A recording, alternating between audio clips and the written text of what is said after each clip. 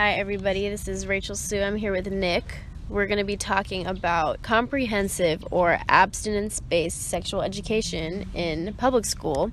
What is better? I'm pro comprehensive sex education. I think it's important for kids to learn about that at an age where it's something they're going through, you know? That's not something we should be hiding from them. Right. Utah, right now, they just recently changed from abstinence-based sexual education to a more comprehensive sex education, but you know, they're still stressing abstinence. Why I got interested in this was because of an article that was talking about how Utah had more cases reported of gonorrhea and chlamydia than the flu.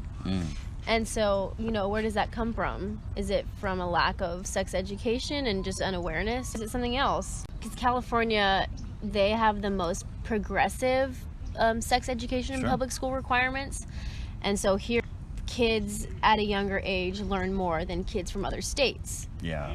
So I thought that was pretty interesting because, you know, if you take a fourth grader from California and a fourth grader from Utah and put them together and say, what do you guys know about this? You know, they're going to know completely different things and have a completely different opinions about it. I think when it comes to sex ed, it comes down to a simple premise. Do you want them to learn in an educated setting about it, or do you want their homeboys teaching them about sex? In 2018, there was a school board thing because they were saying, oh, we're going to start teaching fourth graders about intercourse. And parents were like, oh, my kid's not going to learn about that in fourth grade. One of the quotes from that, from a parent, she said, you're stealing my child's innocence. Lena Yin, she was a sexual health educator. She was at that meeting and she said, you know, teaching them about sex can actually prevent that, you know? And we're teaching them. This is a safe place. We have a curriculum that's been, you know, studied and approved.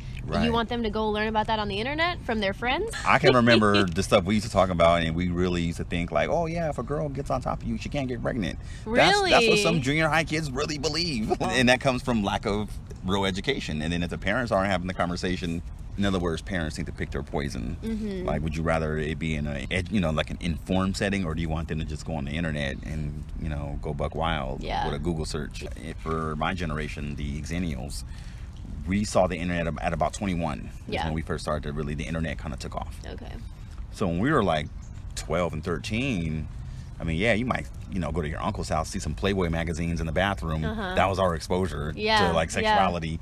But now, the internet, it's a dark hole. These parents need to pick their poison, I think. They should let it be in an informed setting so they kind of understand certain things. No, cities pick a curriculum that matches the standards of their state. It just depends on where you live. That's what you're going to get. There should be a way to maybe find a way to give them a balance. There's a difference between a healthy sexuality, but then there's also unhealthy when you're being risky. I just think it would be really good in the curriculum if they do both. You've exposed a pretty problematic issue in parenting because a lot of parents are in denial. They don't want to even acknowledge that their kids may be getting to that point. At that board meeting in Fremont, a lot of the parents there came from Asian, Eastern culture, and they were saying, you know, my culture is very important to the upbringing of my child, and that's not something I want them to learn about that young, because I want them to, you know, they raise, especially the girls, they raise them a lot more conservative. Then just exempt them from it. They should have an exemption. That's another thing that they were talking about. They can be exempt from that, but then the parents are upset because they're like, oh, even if I take my fourth grader out of that class for that day, they learn that from their friends the next day. If you're not going to let them learn in school and you're not going to talk about it themselves, what do you expect them to, you know?